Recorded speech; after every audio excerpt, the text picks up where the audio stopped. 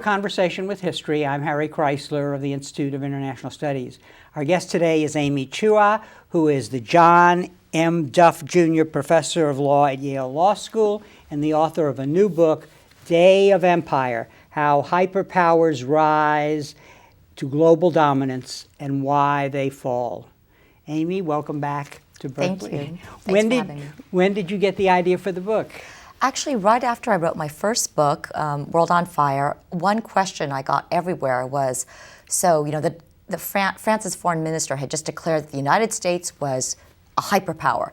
The question I got was, how long are we going to stay a hyperpower? And, is China going to overtake us? Is the EU going to overtake us? So I decided to focus on hyperpowers. And how long did it take you to write the book?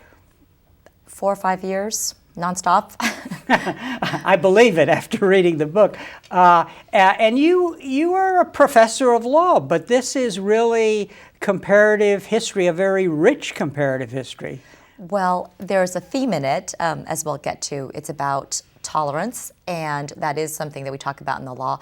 And also, my field is really rule of law and law in developing countries, nation building, and there is a nation building and empire building question in the book as well. Mm-hmm. So let's talk about what the book is telling us. What is a hyperpower? Well, a hyperpower is, first of all, a really rare thing. It's not just an empire, not just a superpower. I'm referring to these remarkably few societies in all of history that amassed such extraordinary economic and military might that they basically towered over all their rivals and essentially dominated the world. So France's foreign minister was the one that coined this term in 1999. He declared, United States has become the world's single hyperpower, dominant in all categories, economically, militarily, technologically, and culturally. And France is not going to have it. But that's the concept. Just to give you an example, the United States during the Cold War was not a hyperpower, because back then it had a formidable rival, the former Soviet Union, of roughly comparable strength. So it's very important to understand that we're really talking about relative power at the time when the hyperpower existed. Right, and it's unusual. I mean, the much more normal state of affairs in history is to have lots of a multipolar world where you have lots of states rising and falling, they're battling with each other. It's actually, where I discovered this in my research, it's really unusual to have a situation, the stars have to be aligned, where there's just really one power that kind of towers over everybody else. Tolerance also needs to be explained. We're obviously familiar with the term in today's world and today's discourse, but it's not a term you normally would think of applying to, for example, Genghis Khan. Right. I'm glad you asked, because to jump ahead a little bit, my thesis is that the one thread that links all the hyperpowers of history, and there are not that many, is that every hyperpower in history, rose to global dominance through tolerance. That tolerance was indispensable. So as I'm using the term, I don't mean tolerance in the modern human rights sense, the ideal sense. By tolerance, I don't mean equality or even respect. Rather, by tolerance, I just mean letting lots of different kinds of people, even if you don't particularly like them or respect them, live, participate, prosper, and rise in your society, regardless of ethnicity, race, nationality, and even if it's only for instrumental reasons. So it's a relative concept too. In my book, what matters is really just whether a nation is more tolerant than its rivals, not whether it's tolerant in some sort of absolute universalistic sense. And what I think you're suggesting, especially in the early hyperpowers, is that tolerance is a key to the power that gives us the hyperpower. Yes, it seems at first surprising, but there's actually a really simple explanation. basically, remember, my thesis, my book is only about hyperpowers. It's how do you be world dominant? There are lots of ways to achieve great power, but how do you dominate the world? And the idea is that in order to dominate the world, a society has to be at the very cutting edge frontier of the world's technological, economic, and military frontier. And you need, in order to have that, you've got to be able to pull in the world's best and brightest. Because at any given point in history, the world's most valuable human capital, whether in terms of intelligence or creativity, drive, skills, physical strength, the world's most valuable human capital is never going to be found within any one ethnic group or within any one religion. So to pull away from your rivals on a global scale, you've got to be able to pull in, the best and brightest from the world. So in ancient times, it was really simple. This kind of strategic tolerance was the only way you could build a huge military. If you limit your army to only, say, pure-blooded Spartans, your army's going to be inherently limited in size. I mean, how many pure-blooded Spartans are there? But if you open up your military to warriors of any nationality or race, you can amass a really huge military. And that's what the Achaemenid Persians did and what Rome did. Right. And were you surprised when you found this, when you go back to the Persian Empire and find that Darius was tolerant? Was this unexpected? I was completely surprised. First of all, I think most of us in the United States, when we think of antiquity, we think of Greece and Rome. And I knew very little about the Achaemenid Persian Empire. It was only when I was kind of searching through history with research assistants that I found the Achaemenid Persian Empire, founded in 550 BC by Cyrus the Great. I had no idea that kingdom basically ruled 1/3 of the world's total population, 40 million people. And it swallowed up and just annexed, the great kingdoms of Mesopotamia, Assyria, Egypt, Babylonia, and the Greek city-states. So it was huge, and I'd never really heard of it. But again, to be clear, it's not that Darius the Great was tolerant in our human rights sense. This man impaled people and poked their eyes out, and, there were slaves. It was a very brutal society. I only mean tolerance in the sense that he let everybody into his military. He took craftsmen and warriors and builders from every part of his kingdom, and they basically amassed the largest war machine, that the earth had ever seen. And that part is sort of intuitive. It was surprising at first, but it's intuitive. How else do you build the biggest army? Right. And it's really the Romans who go furthest to achieving hyperpowerdom and sort of addressing this problem in a more substantial way. That is, how do you actually control the large numbers of people that come under your domain? Right. Hyperpowers face special problems because they extend their reach over so many diverse populations. So starting with Achaemenid Persia, what I mean by tolerance is Darius the Great and Cyrus the Great build these giant armies, but they also really were religiously tolerant. So other rival kings, they would, when you conquer a land, they would sort of suppress local cults and try to impose their own gods to show their power. Cyrus the Great, very shrewdly, the Persians, they did the opposite. They actually allowed local peoples to follow their own customs, speak their own languages, worship their own gods, and he actually not pretended, but he embraced local gods because that gave him legitimacy. So that was, to answer your question, that kind of tolerance was one way of making conquered peoples more compliant. They're less likely to rebel. But Rome went so much further in two ways. First, there was no ethnic ceiling in Rome. In Persia, all of the governors and certainly the people in the very highest positions of authority, they were all Persian. The number one position, they were all Persians. Not so in Rome. The Romans permitted educated men of any race or nationality to rise to the very highest positions of authority, including even the position of emperor. I didn't realize that, for example, Septimius Severus was a North African. He was an emperor. He was married to a Syrian, very colorblind. The second way that Rome was even more masterfully tolerant in this strategic way is that Rome managed to Romanize all of these conquered peoples. The Persians had a terrible time. They conquered people, but the Greeks still felt Greek. The Egyptians still felt Egyptian. They certainly didn't feel proud to be part of the Persian Empire. And that's why the empire quickly kind of split apart. It was only military might that held it together. Rome, by granting citizenship to Gauls and Britons and Africans, made everybody feel Roman. So it was also sort of a form of assimilation accompanied by this kind of tolerance. And that's why I think they lasted so long. And in reading the book, I had to recall what I had learned in Latin, civis sum Romanus. I am a citizen of Rome.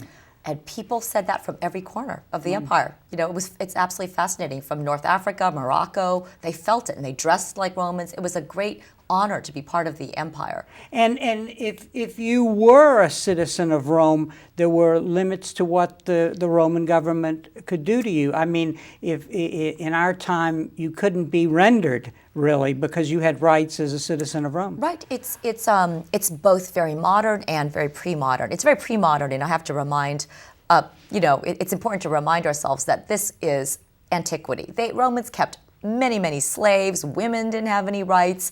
It's a pre-modern society. But the citizenship, those who got it, and again, it was colorblind, they had lots of rights that are a lot like those in the U.S. Constitution. The right not to be crucified. That's not like the U.S. Constitution, but rights to hold property, rights to make contract, rights to kind of like have almost like certain hearings before things could happen to you. Well, one of the interesting parts of the book for me was your consideration of the various Chinese dynasties, and one in particular actually confirmed the criteria that you had established. Talk a little about that, because most of the others were not that way. Right, and I always grew up, I'm ethnic Chinese, and I always grew up thinking that China is just all Han Chinese. It's a quintessentially ethnically defined country.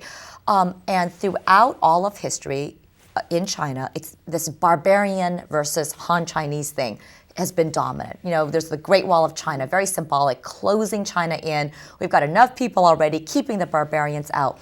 Well, it turns out that the one dynasty that came closest, I call it a hyperpower, partly because there were very weak other rivals. Europe was just nothing at the time. This is in the 7th century.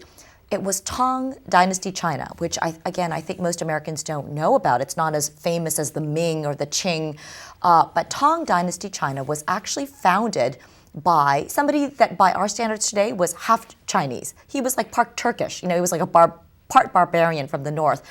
And this was the dynasty, I would say the only dynasty, where the emperors were openly hegemonic. They extended their reach to Persia, basically, in Vietnam. They took over Central Asia. But the key here is that they redefined the Chinese kingdom. These emperors said, barbarians are just like Chinese.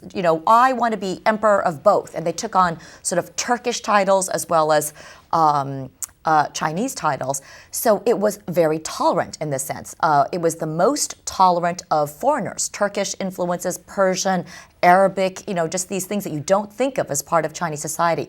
So in Xi'an, that was the capital, it was called Chang'an before. It was the most cosmopolitan capital. I had no idea. If you go there now, there are mosques and Christian churches, the Nestorian Christianity. There were debates where they had all kinds of different religions, sort of aired and spoken about. So that was a fascinating, and for Chinese, this is actually the golden age. Because it was the period of real artistic and poetic flowering. So it was a fascinating case. I think we have to come back to a point, because I think people who don't read the book and who talk about it will, I think, abuse use of the word tolerance if they want to write a critique of the book, and so I think we want to emphasize that these, especially these ancient empires, it's really the emperors, the Genghis Khan, the king, whatever, could do bad things, and they were doing bad things. But as a way to maximize their power, they used they made use of diversity instead of suppressing it through tolerance. Exactly. That's perfectly put. You know, instead of killing off or conquered people or enslaving them, they sort of incorporated them and pulled in their best warriors and builders and craftsmen. I think you're talking about Genghis Khan, and you say he used Chinese engineers who knew how to construct powerful siege engines.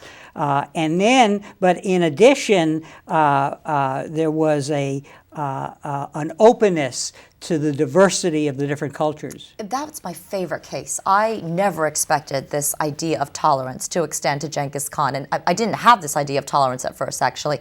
But the Mongols are fascinating. They were nomadic people. They lived on the Mongolian steppes. They were basically illiterate. I mean, even their leaders were illiterate. They had no engineering, no architecture. You know, they lived in tents called yurts made of the felt of yaks. They didn't even have the technology to bake bread, and yet they came to conquer a kingdom far larger than the Romans ever ruled, basically half the known world, including the most spectacular cities, you know, Samarkand, Damascus, Kiev, Moscow, right up to the gates of Vienna. So how did this small group of people without technology do this? That's exactly right. They conquered people, and then they pulled in and sort of recruited those people with the skills and technology they themselves lacked. And the most important were these Chinese engineers whom they incorporated right into the army. And these Chinese engineers knew how to build the most advanced siege engines of the day. You know, these catapults and that hurled flaming liquids, retractable ladders, portable towers. And it was only by incorporating them that the Mongols were able to overcome the great walled cities of Eastern Europe and Persia and Central Asia. I'm curious, because when you look at these early empires, you're talking about individuals, the leader. So I want you to help us understand what you're telling us about leadership in this early period, because it's not as if they said, oh, tolerance is a good value, right, you know, and I want to make this an end. It's really about maximizing their power. Right. So talk a little about that, because it's fascinating. Right, and I don't want to, I can't myself get into the heads of those leaders, but there is enough historical evidence to suggest that some of it was openly strategic, openly thought about, you know. Mm-hmm. You could see almost the propaganda, you know, the Darius, the Persian kings. I am king of all the peoples of the world. I treat them all well. You could kind of sense that they are trying to keep people from rebelling. Mm-hmm. They're trying to co-opt the local elites. You know, we're not going to destroy your positions of authority. You could still stay wealthy. Just join the club. So I do think it was very strategic. They were happy to impale, or, you know, Genghis Khan, very brutal society. If people didn't comply, he would raise entire villages. He used the corpses as moat fill. So this is not about human rights, but I think it was about how can a small group of people conquer vast territories and then maintain that power. And basically, slavery and persecution is too inefficient. You know, I mean, you can kind of see this in their thinking. It's easier to rule if you have people kind of compliant and happy and not rebelling, and thinking that you're observing their gods too. And Genghis Khan declared freedom of worship for all his conquered peoples in very modern terms, actually. At the same time, Christian Europe was burning heretics at the stake, killing everybody. They were just splintering apart. I think the largest European empire under Charlemagne was maybe 8 million people. You know, it was just these tolerant Chinese empires, the great Mongol Chinese Empire, 100 million people, 60 million people. And again, strategic tolerance played, you know, a huge role in their ability to conquer and maintain that power. And what about their education and social class? Is there a common element among these early leaders who saw this truth, or was it, in the case of Genghis Khan, I remember that it was the calculating the way to intermarry and intermix the units of the military and then build on that? It was fascinating. No common thread among the leaders. Some of the Roman emperors were tremendously educated aristocrats. Genghis Khan was basically a scavenger from the lowest tribe on the steppe. That's why it's so fascinating. But again, he used the same strategy, and you're exactly right. That's how he united the people of the steppe. They used to bicker and fight and kidnap each other. He united them under this identity, the people of the felt walls. And that's how he united the nomads, built an interethnic army large enough to conquer northern China. But we'll get to this later. That political identity, the people of the felt walls, did not do very well with the civilized populations of Europe and China. You're making the point throughout the book, and this is where you end up, that there is I wrote down an evolution of hyperpowerdom, if that's a fair way, that the personalities are replaced by processes. And so you say at one point, conquest turns into commerce, invasion to immigration, autocracy to democracy. And I guess that's the best context to then talk about the Dutch, the British, and the Americans. Right. The interesting thing is that the role of tolerance changes over time because there's the Enlightenment, right? At the same time, what it takes to be a hyperpower changes. In the old days, in ancient times, it was about having the most number of foot soldiers. It was, how do you get to be a hyperpower? You conquer land, you annex it, you loot all their resources, you incorporate their soldiers, and you conquer more land. And at some point, maybe there's overreaching, but that's how you extend. Starting around the 17th century, the greatest way to become powerful isn't just conquering land anymore. That starts to get kind of inefficient. It's about innovation and commerce, controlling the oceans, trade, these huge luxury trades, the spices in East Asia, the gold in the Americas, Africa's resources. So it becomes who can finance these ships that travel all over the place. But what's interesting is that, once again, to be a hyperpower, a modern hyperpower, it's still tolerance. But now the role of tolerance has changed. It's not tolerance in terms of incorporating warriors, but it's what I say is that immigration replaces invasion and annexation as the best way to incorporate the world's best and brightest. So the Dutch were the first. They were the first European state to embrace this new modern ideal of tolerance. Not just, as you were saying, Genghis Khan's tolerance, like we can harness human beings like we harness a good mule, and then we can, impale them later. Now, tolerance with the Enlightenment is a human right. Persecution isn't just bad strategy. Tolerance starts to have overtones of equality and respect. Now, a lot of the European states didn't really live up to those ideals, but it's in the rhetoric, and the Dutch were the first to declare freedom of worship, and almost overnight it transformed itself into a magnet for religious refugees fleeing Europe. I mean, Mennonites, German Lutherans, Sephardic Jews, pilgrims, Quakers. And that's how they transformed themselves from this tiny little, really just a little blip on the map to the greatest trading empire that ever was. I mean, just before the British.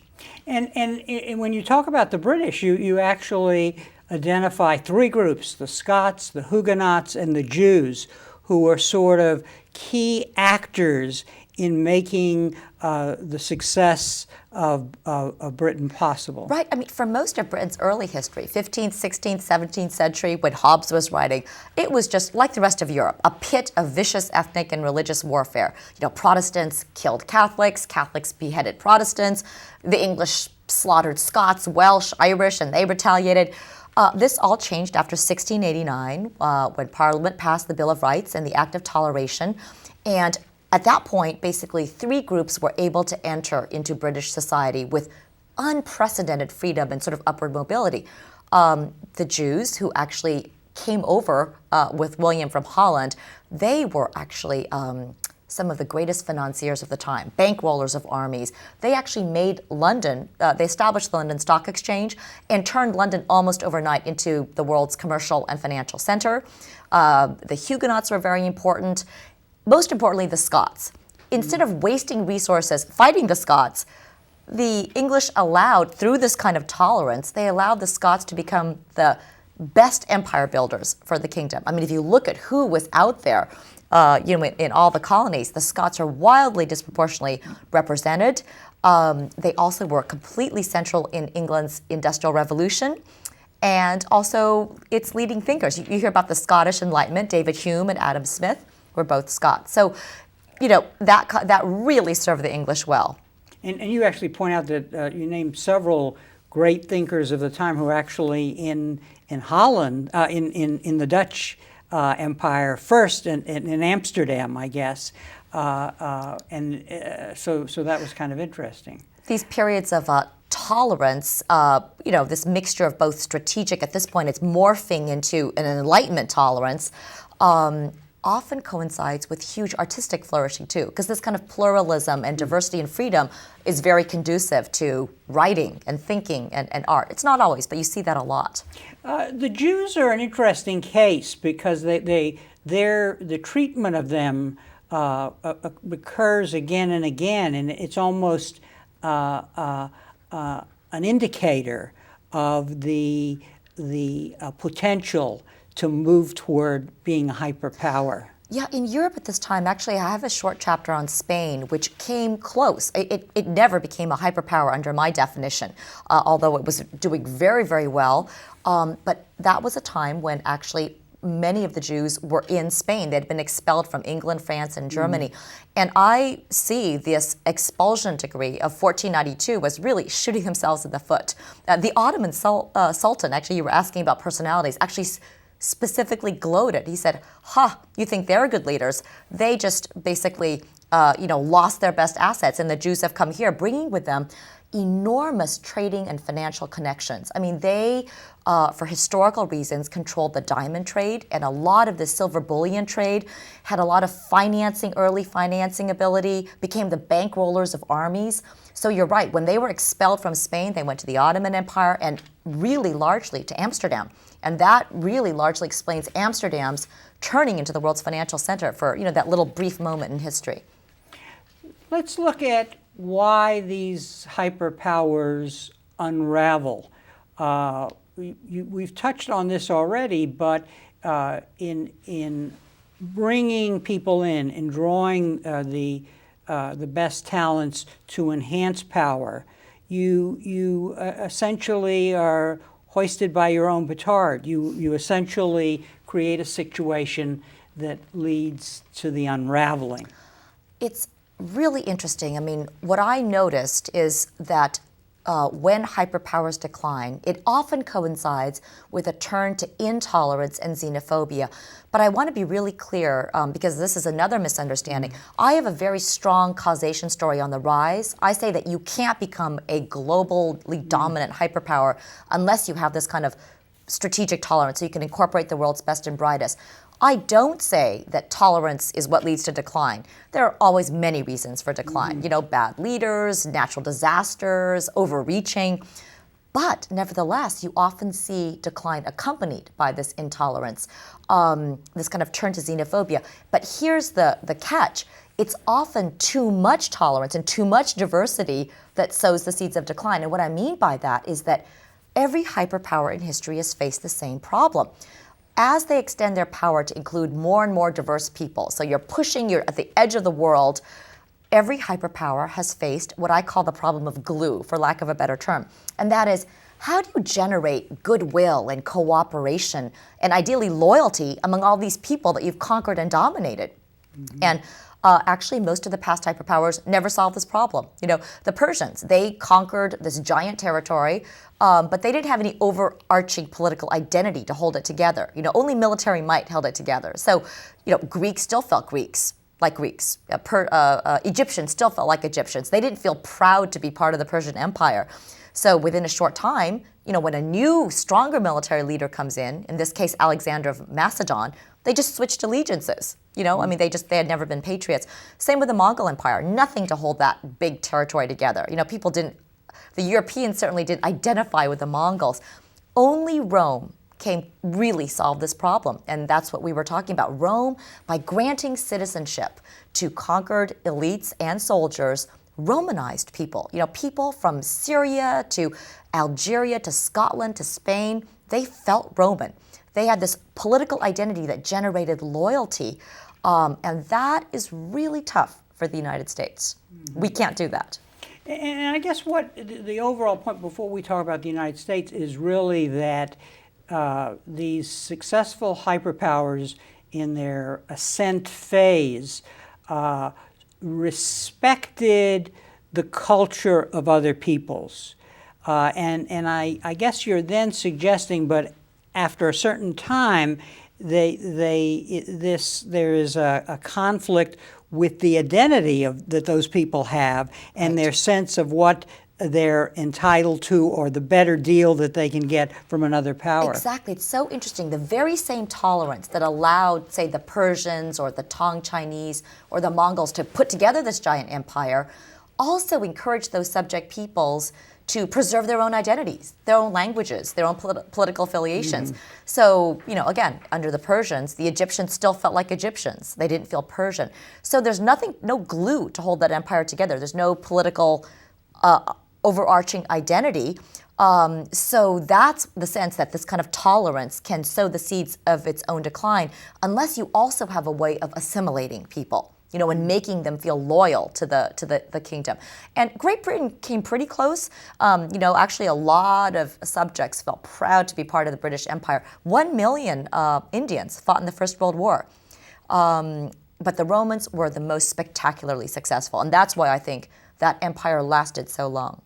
Now, you also get an unraveling at home in a way, and it seems that you're saying that those entities that have the most homogeneity, the most powerful sense of ethnic identity, which leads to a sense of the other as being the barbarian, either don't make the grade as a hyperpower. Here I'm thinking of Nazi Germany and of Japan, but then you're also suggesting that that's a problem of most of the Chinese dynasties. Yes, now first of all, I should say that it's an open question whether it's good to be a hyperpower. A lot of societies don't even want to be a hyperpower. But yes, no society based on ethnic purity or ethnic cleansing or even religious zealotry has ever become a hyperpower. To be clear, my thesis is not that more tolerance always leads to more prosperity. It would be nice if that were the case, but sadly, plenty of brutally intolerant societies have amassed great power. And Nazi Germany is a great example. I talk about that society and imperial Japan, these ethnically defined. You generate a lot of force and loyalty among your little group, but you can't dominate the world. To put it in sort of un-PC terms, persecution and ethnic cleansing and slavery and genocide are too inefficient.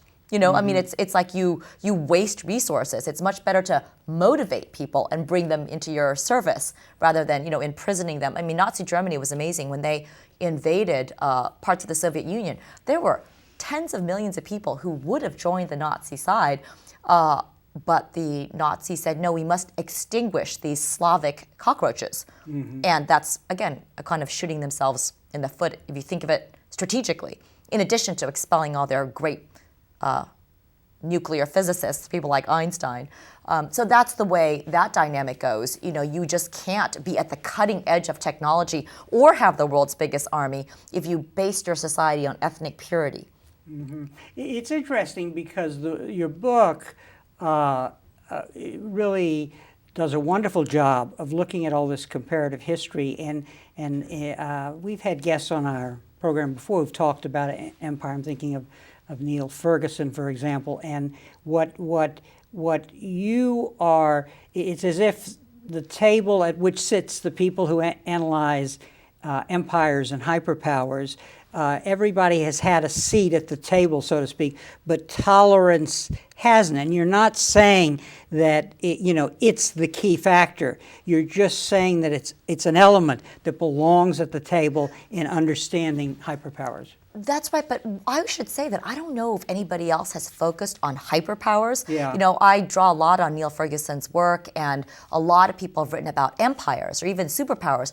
I think my thesis is unique, and I do say that tolerance is an indispensable, it's a necessary but not sufficient condition to becoming a hyperpower. It's a special category, Harry, because again, it's much more normal for the world to have lots of powers competing. It's very unusual to have one dominating the world. So for that, I think you need special conditions. I mean, a lot of luck too, but you need special conditions. And that's where this tolerance comes in. So it should be at the table in the discussion of any empire, but I think it's an indispensable element if you're talking about hyperpowers.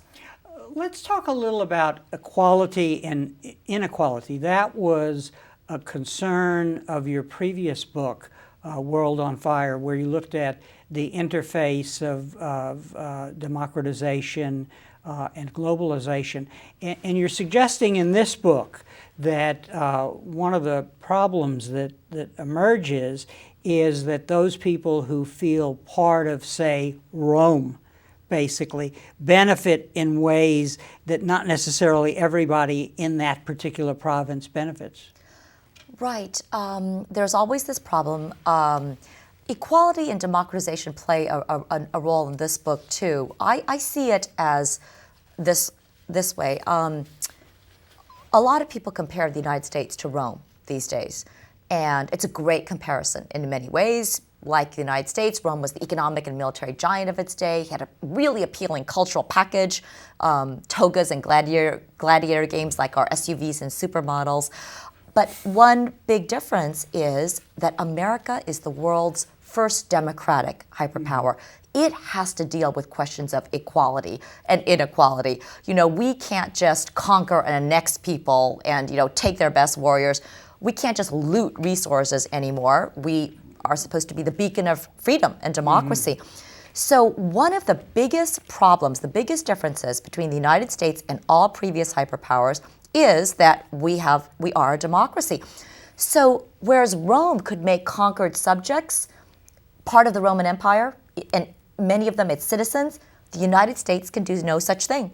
As a democracy, we don't want to make foreign populations our subjects, and certainly not our citizens. When the US government talks of bringing democracy to the Middle East, it is not thinking of having the people of Baghdad and Fallujah vote in the next US presidential elections. And I think this is a big part of why there's so much anti-Americanism. I mean, there's many reasons for it, but the issue today is that the US, as a hyperpower, dominates billions of people around the world. Through our economic leverage, our military bases all over the world, people from Morocco to, the Philippines to Bolivia feel dominated and bullied by the United States, but they don't feel any ties or connection. They don't have any links. They're not our subjects. They're not our citizens. So they feel bullied by and dominated, but no allegiance. So there's no glue. The United States, outside our borders, there's no glue or connective tissue or anything connecting the people we dominate to the United States. They don't feel that they have a stake in our success. And I think that's a really important thing for policymakers to focus on. I mean, I think that would be a good frame of mind. How can we find new ways, whether it's a marriage of constitutional and international law or through commercial mechanisms, to give others around the world a sort of a sense of having common values with the United States and a stake in our success and leadership. Right now, in the last 5 years, I think we've done about as bad a job as can be done. Some would argue that the post-war leadership of the United States had a vision that would have helped solve that problem by creating a panoply of international institutions, the World Bank, the International Monetary Fund, that furthered our interests and at the same time furthered the interests of a lot of the world. Yeah, after the Second World War, we were instrumental in creating a lot of the international institutions that now actually we're resisting. It's very interesting. Of course, there's a built-in tension in that vision because these international institutions, they can't secretly be at some point they're supposed to be really international, and that just has not panned out. I mean, the United Nations we are nowhere close to having a world democratic government at this point. So do you see possibilities here? I know that you see positive elements in things, for example, like outsourcing as a way to build integration into the world economy and the byproduct of that could be a commitment to the international economic system that we want. Right. Now, it's not that I'm, a big pro-outsourcer or anything like that, but I just say that, we need to look at new mechanisms. By the way, after September 11th, one mistake that a lot of people who were very much in favor of an aggressively militaristic American hyperpower, or empire, some people called it, that is regime change, let's take out these dictators, replace them. I think the big mistake by those championing kind of an American empire lies in assuming that the spread of markets, democracy, and American consumer brands and culture, McDonald's, would somehow Americanize other nations of the world and give them want them to have, be in favor of American leadership. That's just sort of a non sequitur. People can want American products and wish that they could live here, but if they can't live here, they feel resentment. They don't love America. One of the lines in my book is that drinking Coca-Cola and wearing a Yankees baseball cap doesn't turn a Palestinian into an American. So the question is, if just our consumer brands don't make people want to support us, since they don't feel they have a stake, how do we do that? Well, unlike the Romans, we can't put large numbers of foreigners in our military. We don't have a foreign legion that we can staff. We can't put large numbers of foreigners in our civil service like the British did. We just don't do that. But we can give foreigners a stake in the American economic machine. So that's where this outsourcing idea came in. There's a big debate, and I'm actually very sympathetic to the people who say, hey, I've lost my job here. I think somebody else should step up and maybe take a role in cushioning that blow. But I do say that most of the debate about outsourcing is all economic, and there is a non-economic benefit to outsourcing, and that is that for those, say, Indians in Google India, who get managerial and even executive positions, those people are affiliated with an American organization, an American institution. They have a stake in that American economy doing well, and I don't think it's a coincidence that India remains one of the few places where views of America are quite strongly positive still, in this kind of pool of anti-Americanism. It's not a coincidence. I mean, there are other factors too, of course, but India is one of the main beneficiaries of outsourcing. Your book has important implications for the debate here on immigration. Talk about that. Well, I think that, first of all, the current debate, it worries me that there's so many straw men out there. I think people are playing on American insecurity, and I think first we should just say that, of course, national security has to come first. Of course, the strict immigration measures are going to be needed. Of course, we can't let everybody in. We have to restrict immigration. You just can't open the floodgates. And of course, as a lawyer, illegal immigration is a problem. It's not fair. It's got to be addressed. But there are people who want to go a lot further. And my book really says we have to remember that the secret to our success has been, for all the terrible stains on our history, I think we've certainly had our imperialist moments and our militaristic moments, but I don't think it was through imperialism that we became the world's richest, strongest nation. I think it's been always through our ability to be a magnet for people all over the world who say, that's where I can have the best opportunities. It's not that everybody really can get rich, but people have believed that, and we've been able to pull people from all over the world.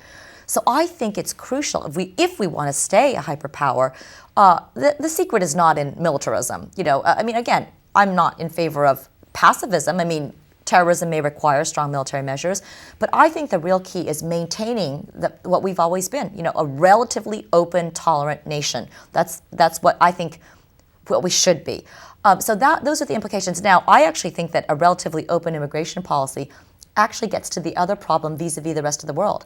It's one of the few ways we have to still have connections to the rest of the world. Not everybody can come, but people will have relatives that live in the United States who send back money. They themselves think, I know it's a very small chance, but I might someday. It's a country that somebody like me could someday end up in.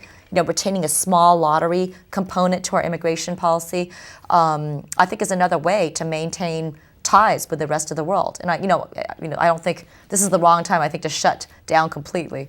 Yes. So you make an important point, which is that many of the revolutions, the atomic revolution here that we mastered, the Silicon Valley revolution that has put us at the cutting edge of all technologies, really have been heavily dependent on people who've come from other parts of the world. It's fascinating. Right from the beginning, I mean, I did not know this until, right around the time of Benjamin Franklin. We were a small set of colonies. Even then, they said, we need to get the best gunpowder makers and textile producers and mill makers from Europe. They were recruiting even back then. Our westward expansion, people going out west, who was responsible for the industrial explosion? First, many immigrants from Europe bringing, skills and technology, but also just Irish, German, Scandinavians who populated the interior, settled the Northwest. I mean, that was crucial. The atomic bomb race, clearest case. I think our winning of the atomic bomb race in the Second World War was really directly the result of our ability to pull in these brilliant scientists like Einstein, who actually lived in Hungary and Germany, but they came here because they were fleeing Nazi persecution. And less well known, same thing with our digital revolution domination. Silicon Valley was not completely, I mean, there were a lot of people who had lived here for generations who contributed too, but very large extent, the father of venture capital, Intel, a lot of these really key startups that made Silicon Valley had an immigrant as a founder, fleeing, again, Nazi persecution. And even today, I think 52.5% of all startups founded between 1995 and 2005 had at least one key founder who was an immigrant. So it's not all immigrants, but it's a very substantial contribution. It's like this innovation, the dynamism that comes from the people who have the drive to come over. How do you see this interplay between militarization and a main focus on national security interacting with the great strength and resiliency of the American economy, which depends on immigrants? There's a real clash here. Yeah. And so I want you to tell me, as a lawyer and as somebody who does comparative history, what is the way out of this dilemma? Obviously, in this book, you're saying, hey, look at this aspect of the problem, which should help influence the public debate. A few years after September 11th, lots of voices calling for an aggressive, militaristic America to deal with terrorism, completely understandable. The national security strategy issued by the administration said we must do basically anything it takes to maintain a unipolar world. It was kind of putting militarism first. We've got to do this. I think that gets it exactly backwards. I think that's the way to fall from being a hyperpower. I think that, of course, we've had our imperialist moments, we've had a lot of militarism, but it wasn't through imperialism and militarism that we got to be the strongest nation. It's by being able to attract the best and brightest. That, ironically, is what gives us the cutting edge technology, the chip, and it's that being on the cutting edge of technology that allows us to have the most lethal military weaponry. It's astonishing how much ahead we are of everybody else, militaristically. I mean, just in terms of our arsenal. But that's where we got it from. So I think, ironically, that maybe the only way the U.S. can remain a hyperpower is if it stops trying so hard to be one. I mean, that if it remembers that its secret has always been, it's almost, I like to think of it almost as an accidental hyperpower, that people want to come here, we keep getting talent that puts us at the edge of technology. But then what happens is we are able to have the most powerful military. And that's the irony, right? Once we have that military, we have the force. We have the ability to coerce and to invade. And I think we need to resist those temptations of militarism. I think it's great to be the most powerful nation on earth. We need to defend ourselves. We need to take strong action if it's the right time. But I am not in favor of sort of unilateral, preemptive regime change to put in place pro-American, pro-market regimes. Very difficult to do, especially without the hearts and minds of the rest of the world. And if you're going to do it, you've got to make sure it works. The irony here is the implications of the militarization, the sole focus on national security, is that you get a kind of chauvinism and ethnocentrism at home that undercuts the way we have been so successful. That's so interesting. That's exactly right. I mean, if you start I mean, I'm an optimist, but if we go this direction of, there are all these bad foreigners, they're bad people who can't become Americans, whether because of their certain religion or religious or certain ethnicity, if we go that direction, I just think that is going in the opposite direction of what made America great. That's exactly right. This kind of xenophobia, fear-driven. I mean, I think it's, from researching history's hyperpowers, it's often at these moments of an external attack. People are insecure, they're scared, and they scapegoat and they target and they shut down instead, and then it spirals downward. So I think that's what we need to resist. Interestingly enough, you address the question of challengers to the U.S. and you're not sanguine about China's ability to become a hyperpower, assuming it wants to be one. It may not want to be one, and it really relates to this problem of, shall we call it the dormant notion of the other being the barbarian. Yeah, it's very interesting. I mean, China, I think, will continue to explode economically. It's doing so many things right. It's pouring money into R&D and education, doing great on the foreign relations front, much better than the U.S. I mean, public polls show majorities in Canada and Europe and Russia have a much better view of China than the United States. But if my thesis is right, I don't think China could become a hyperpower. And that's because it's the quintessentially ethnically defined nation. It's the opposite of an immigration society. And there are tons of foreigners in China right now. It's so much more cosmopolitan than it's been since, Tang Dynasty China. But it's not turning these foreigners into Chinese citizens. That's not what China's about. So you don't see large numbers of, talented American scientists and mathematicians wanting to move to China to become Chinese citizens, or European scientists wanting to become Chinese citizens. But you do see large numbers of Chinese still moving to the United States to become, U.S. citizens. So, and some people say, but hey, they've got 1.3 billion people. Of course, they've got a fifth of the world's population. China doesn't want any more people. But my thesis is that at any given point in time, the world's best human capital, the smartest people, the most creative, the most driven, they're never going to be all in one ethnicity. So I think it's possible that China could become a superpower. That in fact that China could grow and rise so much, maybe with Russia and India and Europe, that the U.S. basically falls from its hyperpower status and we go back to a more evenly distributed power system, where we have lots of powers. But I don't think that China can replace the U.S. as a hyperpower. I'm curious as to how your book relates to your own personal story, because I know you, and I think that there's a sense in which the power of your insight actually comes from personal experience. Yeah, in a way, the book is a tribute to tolerance. My parents emigrated here from the Philippines. They're Chinese. They came from the Philippines. They were actually liberated by MacArthur in 1945. So my dad always wanted to come here. He remembers the GIs throwing out free cans of Spam. So when MIT gave him a scholarship, it was a dream come true. And not every immigrant has this story, but my family had the lucky, ideal rags to riches story. We start off with nothing. My parents were so poor as students here in the United States in Boston that they couldn't afford heat the first 2 winters. They just wore blankets around. We had to work incredibly hard. And things really worked out for us. So first and foremost, the book is a tribute to American tolerance, but at a different level, it's also a warning. I mean, when I grew up, everybody wanted to come to America. Everyone loved America. My grandfather, when he was 90, just before he died, said he wanted to become an American citizen. He had been here for 40 years, but he wanted to take the citizenship test. And I'd like our next generations to have that feeling back. It's not the case today that you go all over the world and everybody loves America.